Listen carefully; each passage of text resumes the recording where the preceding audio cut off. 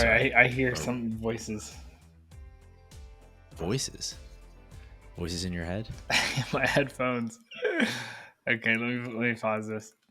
Wait, what were you It playing? was playing a podcast, and I can just hear I, it. I'm like, where are these who was voices it? in my head coming from? Was it your Hootie and the Blowfish show? No, It was, wasn't it?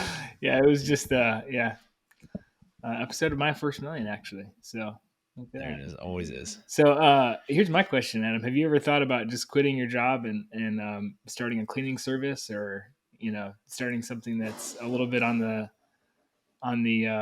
sweaty startup side of things?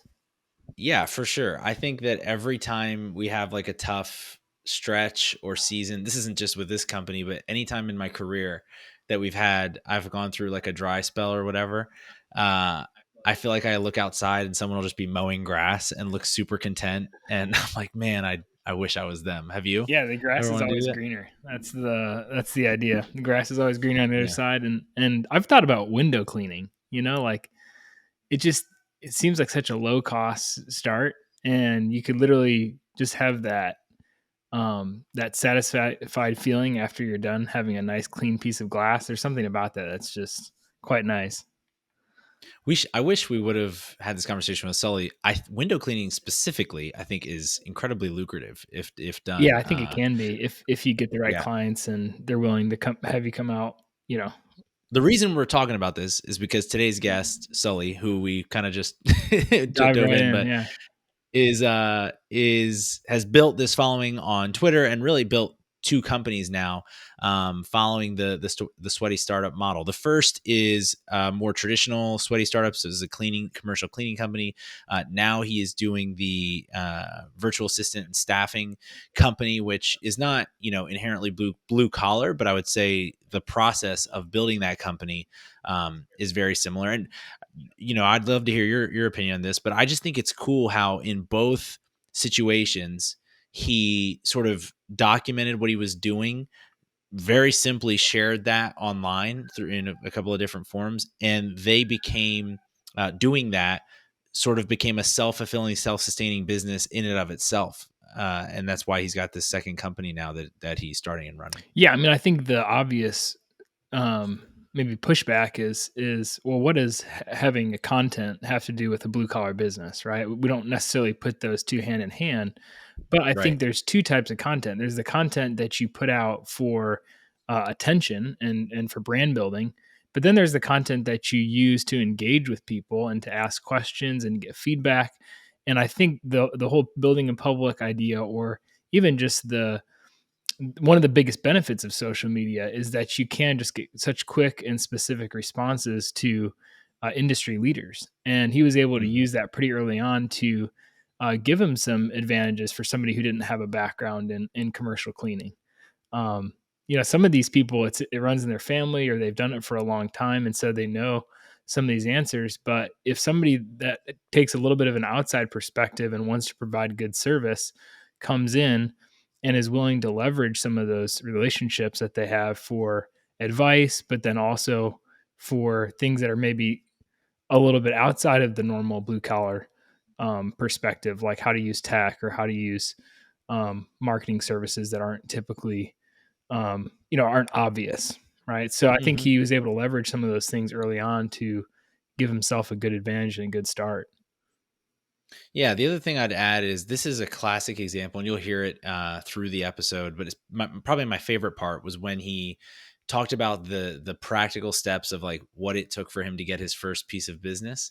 And I won't give it away, but it's such a great story because in some ways it's like something from a movie where it feels like he was almost playing a role or having to pretend, and that's part of it. And doing that and then exposing that, doing that in a public way might seem counterintuitive to a lot of people because it's like, I don't want to admit that I don't know what I'm doing. I don't want to, but to your point, it just, first of all, creates and forges those connections. And then what ended up happening with him is he talked about his struggles staffing people who would work reliably and consistently and all these things. And as he solved that problem for himself, which is what starting a company is, it's just solving a problem.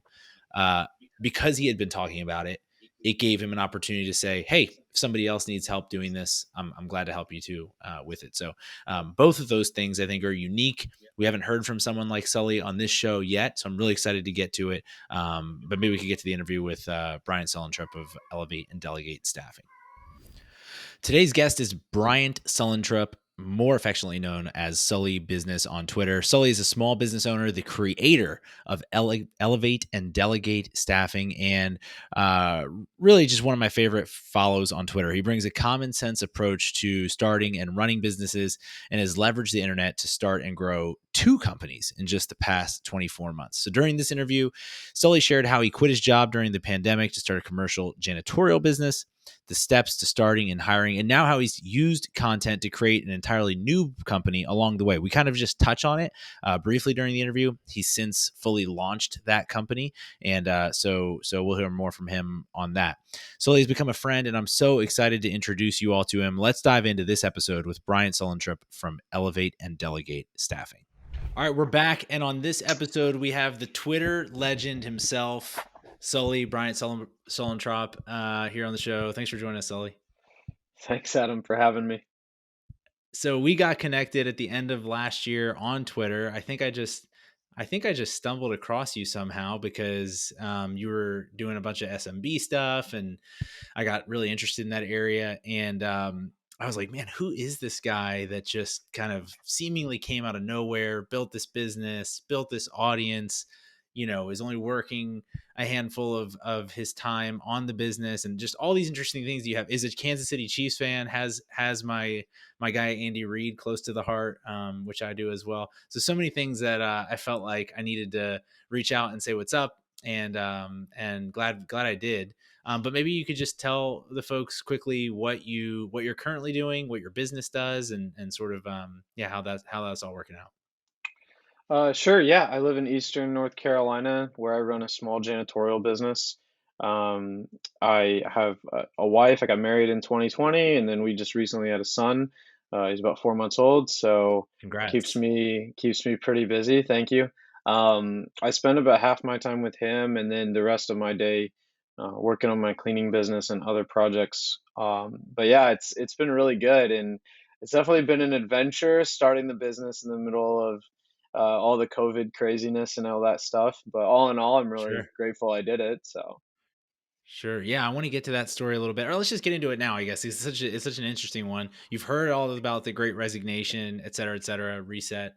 You are one of the people who had a job, got into the pandemic, and like you were just telling me, you decided to quit and start this business kind of at the peak of it, right? yeah, I had a kind of a setup at the previous company I was working at. I had interned there and worked there a bunch. It was a smaller company, and I thought that I was going to keep on keeping on, but things kind of slowed down. They didn't adjust to the pandemic super well, and I was outside sales, so Hmm. I didn't, obviously I was young, 23, I think, so I just didn't really know what to do. But I was listening to, actually, funny enough, Nick Huber's Sweaty Startup podcast, Oh and yeah. had been religiously listening to that since maybe 2018. And so that's basically what inspired me to get up and just kind of do my own thing, as I kind of felt the sales thing wasn't really for me. So I thought, if I'm going to sell, I might as well do it for myself. So Yeah. here we are. Smart. Yeah. couple years later, and still going strong. So along with the janitorial business, I think what's interesting about you specifically is the mixture of a guy running a janitorial business who also spends a lot of time creating content and being visible online and those sorts of things. And I think on the surface it doesn't make it like it's not a one-to-one. Oh yeah, that makes sense, he's running a janitorial business, so he's using content to like grow that business. Or so how did you, and maybe it's because of Nick, or but how did you sort of begin getting into the content creation process, and how does that work with what you're doing in your day-to-day business?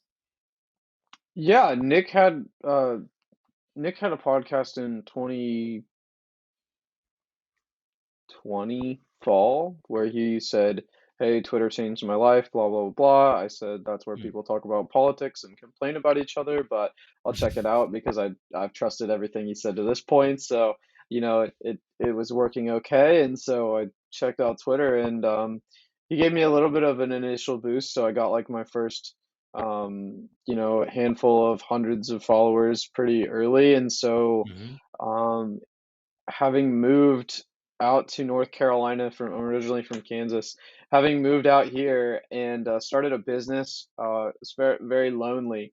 I didn't really feel like I had a lot of community and accountability. And so that's what drew me into the Twitter space. So there's a ton of different people on there that were running small businesses that I got to connect with. And it was really great because what I went there, I wasn't trying to create content. I was trying to commiserate with other people and learn from other people, um, just about what they were having success with. And ultimately, that helped me a lot, helped me land a lot of contracts that I wouldn't have otherwise had. Just helped me with hiring, all kinds of Yeah. questions I could go there and ask people for answers. And so I've never thought about it as creating content per se, but Hmm. more just sharing kind of what I'm going through in my day-to-day life. Mm. Yeah, and that authenticity, I think, is probably why it resonates a lot or is so successful with people. You said that it helped you in a few of those specific areas, like hiring, closing some deals, etc. Is that just by seeing what other people said worked for them and being able to apply that, or relate, one-to-one relationships, or yeah, how did that work? How were you able to take some of those things?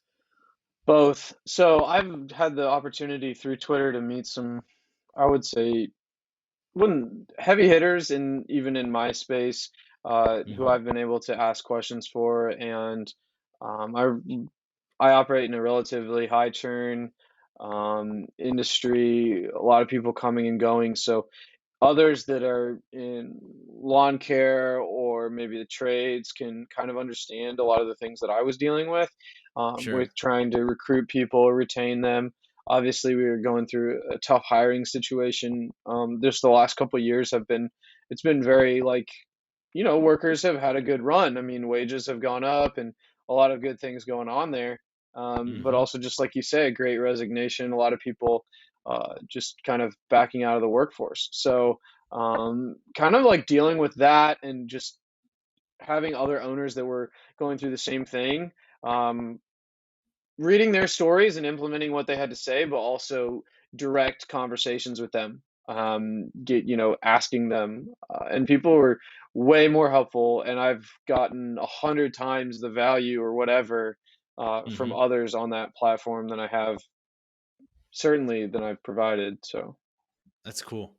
So maybe taking a step back, I'm just curious. Now we didn't talk about this before, but uh, were you working in the industry that you're working in now at your previous job, or you just picked this and how did that come about? I think I've gone through this story a couple times, but I'm trying to remember exactly how a cleaning company came up. Um, Gosh, I think a lot of it was just me saying, I don't have a lot of money. I was trying to pay down my student loans aggressively. I was saving up for a Sure. wedding. So I really started the business with just a couple $1,000s because that's all I kind of had. If I would have Hmm. had 10 grand, maybe I would have bought a mower. Like, I really don't know. Um, Yeah. but I didn't have that money. So I started something I knew I could start. I started something that I knew I could do myself. So like I never hired employees for the first few months. I did all the work Okay. myself. Um, and so that's kind of why I did it. And I knew I was moving out here. I didn't think, oh, I'm not gonna have room for a trailer for a lawn care company or something like that. Yeah. So Yeah. Yeah. I Yeah. just started kind of doing, and it started working. I landed like my first customer I landed was $2,000 a month. So I was like, well, that's enough for me to kind of like survive and Yeah. just let's grow from there. That's awesome. How did you get that first customer? Yeah, I side hustled websites in college like many people for kind of for beer money and that kind of thing. And so I opened my own website, um, had an old server, so I put it on there and then opened a Google My Business location, just listening to Nick Huber's advice. And I got my first calls from there. So somebody That's actually incredible. I stumbled love that. through, filled out a contact form, I was freaking out. I show up. I'm like, do I knock? Do I ring the doorbell? Like it was a commercial building, and so I just walked through the facility, just kind of took some pictures, acted like I knew what I was doing. I Right. had just like I had like one polo that I had my logo on, like looked very, Incredible. look a little bit official. And so, yeah, landed that customer, and then, figured out how to clean it. Certainly bumps in the road there, but you get there and you figure things out. So, always, it's like, what's the worst thing that can happen, right? Like the Yep. floors are a little too sticky. I'll mop them again, So, a lot of that kind of stuff. Yeah, such a great attitude, but it's such a unique one. I think a lot of people would focus on all the things that could go wrong, and people who are able to start businesses and grow businesses have to kind of almost have a naivete or whatever that word is, or blindness towards some of that, and just decide, yeah, we're just going to make this happen, which is what it sounds like you did. It's awesome. Um, Thanks. so on the flip side of that, I would say I've noticed in you and other people who I pay attention to online, there's a tendency to, I think you come in with like eyes wide open, just trying to help people, trying to just have positive conversations. And then sometimes I'll click on some of your tweets that seem very innocuous. And there's lots of people who are saying, just taking everything the most negative possible, regardless of kind of what you're talking about. And I'm just Mhm. curious, as a normal human being, which I would consider you to be, like not coming out of like a celebrity world, but just being normal and then building up a platform a little bit over the last couple of years. How have you been able to deal with that, or how has that affected you, if it has at all? Just seeing, the way people take some of those things in a negative light. Yeah, I think it's kind of interesting. You learn to kind of converse about things in a way that's productive. There's certain things I won't talk about on Twitter. I don't talk about the wages we pay employees, or if I do, I don't say them in dollar per hour value. I say we Mm, do because we do pay 20% more than the next janitorial firm, but people get really mad when that's not $25 an hour, and I'm just right. like, it's hard for me to articulate that we live in a very low cost of living area, so $14 an hour is actually a pretty solid job. So that's hard for people to understand. And so you learn kind of the rules and things like that, like the Hmm. things you should say, or discussions that are not productive, things I never talk about anymore, really. COVID, uh, politics, just avoid all of that. Yeah. And Still, though, you're gonna have people that either misunderstand what you're saying, and if they come at me very aggressively or just like assume the worst of me, I just block them. Not Hmm. because like I have anything against them or whatever, but it's just like, for me emotionally, like, I'm not gonna, like, if I go down that rabbit hole of trying to make that person happy, it's never going to work out usually. And Right. Right. apologizing doesn't help. Every once in a while I'll clarify something, so that it's just more clear, and maybe they get a better understanding. But yeah, I mean, if somebody's being really aggressive, it's not worth it, so I'll just mute them. If they do it again, just block them and you just move on. Yeah. And so that's that takes, but I'm not going to say that that doesn't take an emotional toll on you, because I mean, Hmm. there's definitely been nights where, like, my wife has been like, hey, like, you're like checked out tonight, what's Mm. going on? And I just say, sorry, somebody said something, and like they think I'm an asshole. Sorry, but yeah, they think I'm a No. jerk, and I just feel bad about it, because I want us to all like win and to have success and to help Yeah. other Yeah. people. That's why I'm here, and that's what I'm about. But like, they really took it in the wrong way, and so you know, but that's the kind of stuff. And when Twitter starts to take away from my family, and like, where like my ability to be present with them, then that's kind of where I like delete the app from my phone for a while, Yeah. get some space. Reset. So mhm. Yeah. It seems like a very real, and very, I don't know, it's a different problem than what most employees at companies are going to face, because they might say something that's controversial or whatever, but it's not their name, it's not their opinion or whatever. And when you're out there publishing like you have been, I think it changes things. So I was just curious how that works. Maybe on the positive side, another big theme I've seen you talk about is just the support that you've been able to build through using virtual assistants. And I know you're even like, are you still building a course? I think you were talking about building a course or a business around that in the past. Yeah, we're helping people right now hire virtual assistants. There'll be a course eventually, something that with a DIY type thing, but right now we're mostly on a done for you model, done with you model, where we're just Mm-hmm. helping people because it is a pretty high touch process to get a virtual assistant into someone's business successfully. So right now we did 5 in January, we're doing 10 this month. We're in the middle of the process right Wow. now. And then I did that for free for a bunch of people last year, and just helping them make those hires because they like it's when you see the change that that can make in someone's life, both for the business owner, obviously, as well as the virtual assistant getting a good paying job that dramatically impacts their life for the better. You want to do more of that. So that has been really up my alley, like trying to help people with that. And so we're excited to do that. And that's my full-time thing, right? So the cleaning business is now, I don't want to say it's on autopilot because that would be disingenuous, but it is pretty much doing its own thing. And I'm not really that involved in the day to day.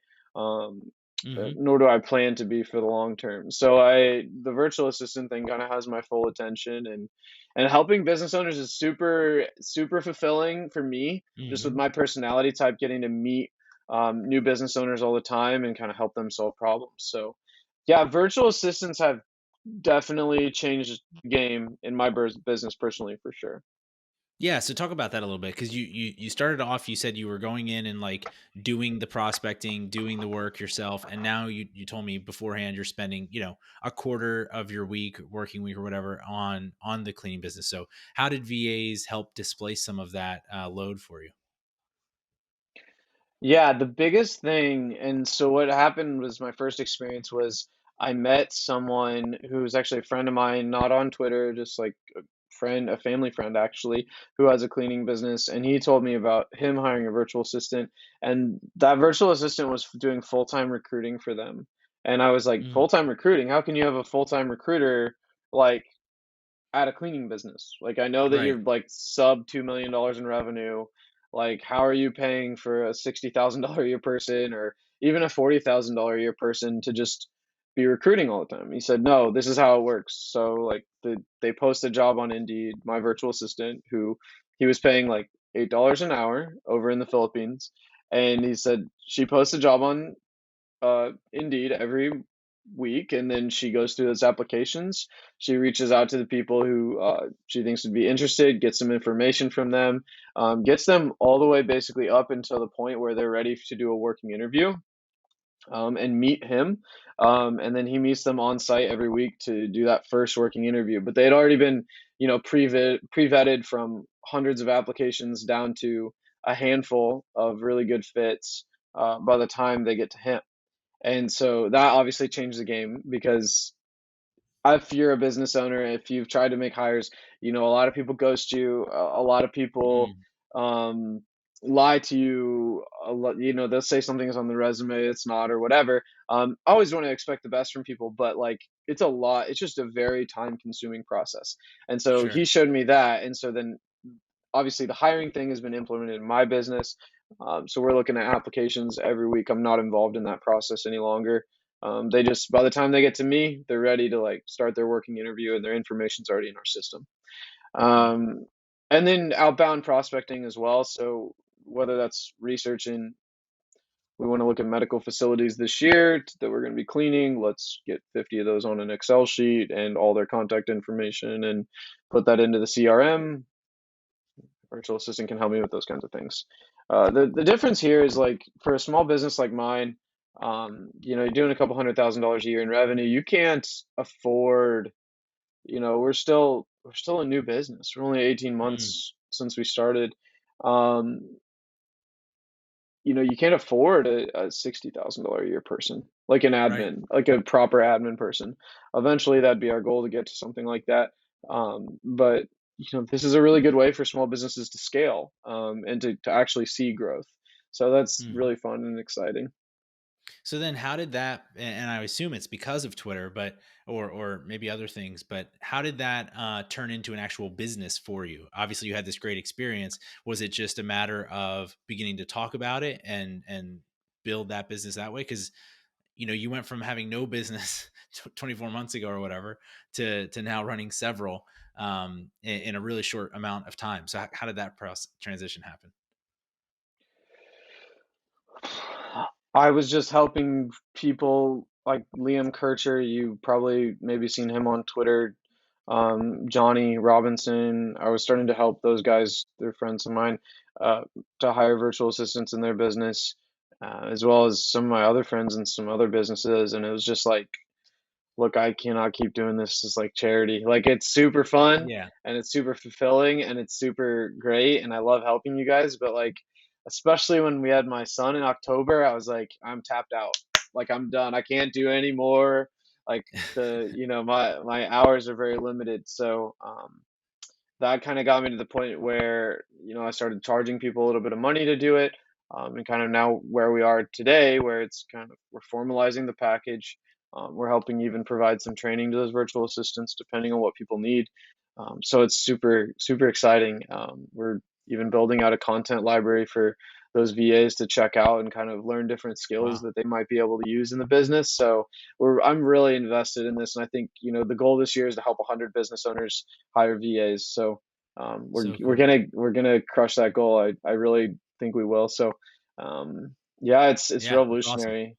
We'll Mhm. have to talk more about that afterwards. I'd be interested in that for us. But I think it's cool to see how you just are have been taken. Oh, the other thing I was going to say point out is I assume during helping Liam or whoever those folks are, that allowed you to figure out the process, right?